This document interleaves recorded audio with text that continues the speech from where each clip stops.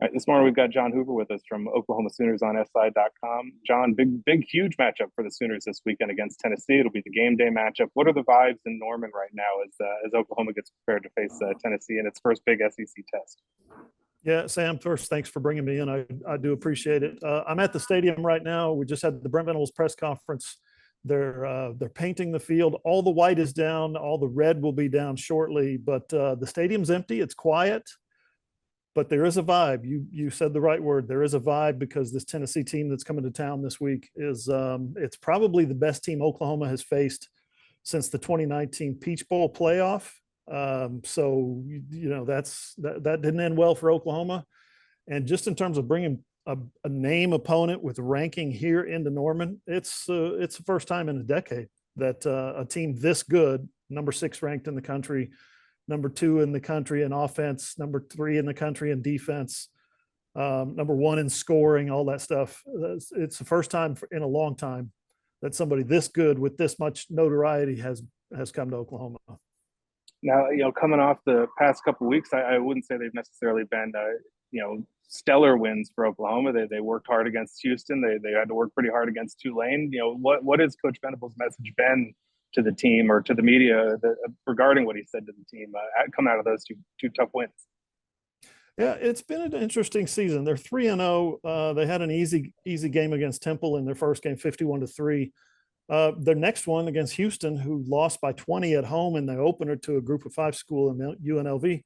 They come back home to Houston comes to Norman and holds them to a 16-12 Oklahoma victory. I mean, it was tense all the way through. And then last week they held on, overcame some stuff in the fourth quarter and held on to beat Tulane last weekend. And so now you're bringing in Tennessee. So you've got Temple, Tulane, and Tennessee. Everybody's got their T's confused around here. But make no mistake, Brent Venables has discussed at length, including a prolonged answer to a question I asked today at the end of the press conference about Tennessee's quality and how Oklahoma's got to be better running the football, throwing the football, and certainly playing defense. Oklahoma's got a really improved defense in year 3 under Venables, really, really improved defense. But now the offense is struggling. Sooners are, I think, 17 teams, I looked it up today, rank below them in rushing yards per game, rushing yards per carry, and only 4 teams rank below them in yards per catch, yards per completion. So offensively, they're still struggling to find themselves. It's been a mix and match with receivers. They've got their 4 leading receivers back from last year. All 4 of them have not played, have been injured so far through the first 3 games. The offensive line, they lost all 5 starters on the offensive line last year. They've struggled to get any kind of consistency or chemistry whatsoever on the offensive line. So it's been an absolute slog for the offense. And Venables says it's on us as coaches. It's put upon us as coaches to get these guys in position to be able to have success. And guess what? Number 6 ranked Tennessee is coming to town. Now, we've got a question here from one of our members, Carl Schmidt. We jokingly call this weekend's matchup the Carl Schmidt Bowl because Carl's a big Tennessee fan, but he's an Oklahoma native, so I wanted to get his thoughts on the matchup. And here's what he had for you. He said, John, what's your general feeling about what Oklahoma fans think of Josh Heupel? Understand he's the opposition at this time, but do you think they'll be somewhat nostalgic about welcoming him or not when he returns to town? That's a great question by Carl. And Carl, if you're ever in the OU press box or press box OU is at, look me up because I want to know more about where you're from in Oklahoma. OU fans, Sooner Nation loves Josh Heupel.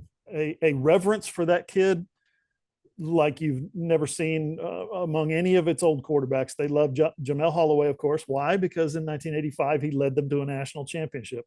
They loved Jimmy Stevens from back in the 50s. Why? Because he helped lead them to 2 national championships. Steve Davis was undefeated as an option quarterback in the 70s. I think his record, he was undefeated for a long time, but I think his record is like 32-1.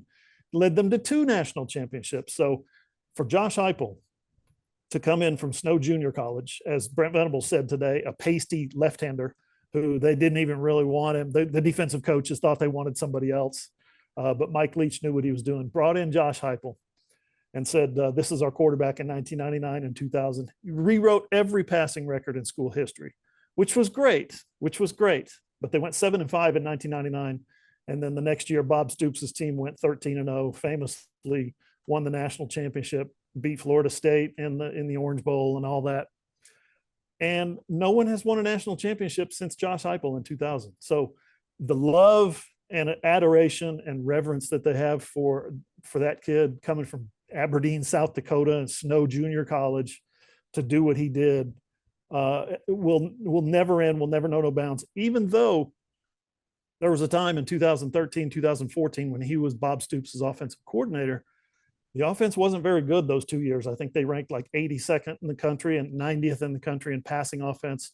Bob eventually went in another direction, made the very difficult decision to fire his national championship winning quarterback as his offensive coordinator. Josh Heupel goes off into his own, makes, as Brent Venable said today, a hard right turn in his career, a hard right turn that he didn't want to make, but has been absolutely the best thing for him. As you can see now, he's a few years later, he's the head coach at the University of Tennessee and has one of the best teams in the country. So the fans love him. There was a little speed bump when he was the OC, when the fans were kind of indifferent about him. Some of them said it's time for him to go. Some of them said we don't like him anymore. He's not the left-handed quarterback we loved back in 2000. But the fact of the matter is he's the last national championship winning QB here. And Bob Stoops has said numerous times, of all the players I've ever coached, he is my most valuable player for changing the culture at Oklahoma. And so when he comes out pregame, when he comes out right before kickoff, when they show him on the scoreboard, I think there's going to be a big video presentation on Josh's era here as the player.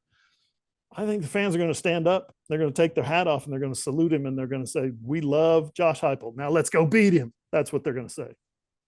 That sounds about right. We appreciate the time again this morning. But quickly before we go, you mentioned a lot of our scouts do make it out to Norman to sit in the press box. I'm sure you've run into him a little bit over the years that you've covered the team. Do you have recommendations for folks who are coming out to Norman that will help amplify their scouting experience, or even just kind of being in the region? I know you don't live in Norman yourself, and a lot of folks might travel through Tulsa or Oklahoma City or other ways of getting there. Any advice you've got for scouts headed out to an Oklahoma game this year?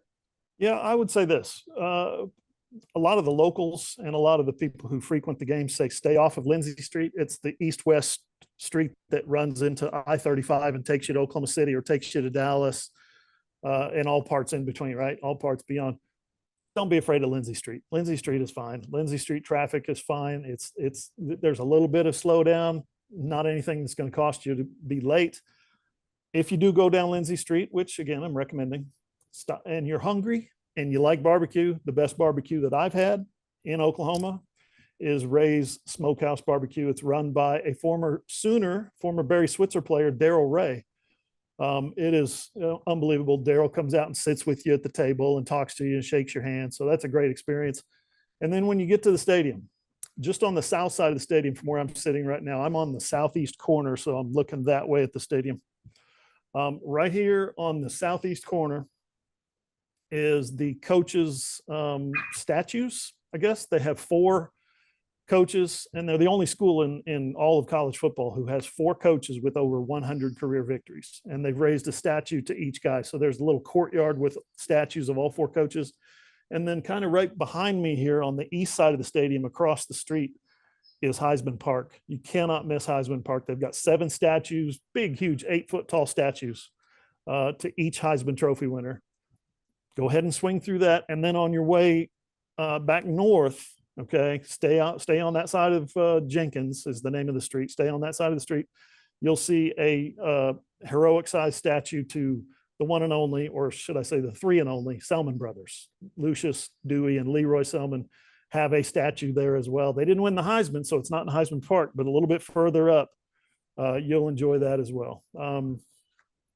That's awesome. Food, the Leroy Selman is beloved in Florida too, oh, as for sure. Tampa Bay Buccaneers. So I'm sure that's something that our scouts will be definitely sure to hit. We appreciate all the insight, advice. I have no doubt that our next scouts out in Norman will be following that exact game plan you just laid out, and hopefully they can come find you in the press box as well and say hello. But in any case, John, again, we appreciate the time. Oklahoma Sooners on SI.com. Go read what John's writing. He's going to have multiple pieces, I'm sure, out of today's media availability, and then we'll follow you all throughout the rest of the season.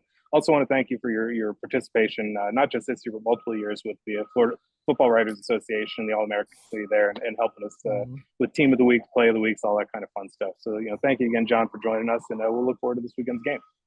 Thanks, Sam. Appreciate it, man. Awesome. Thank you, John. Take care.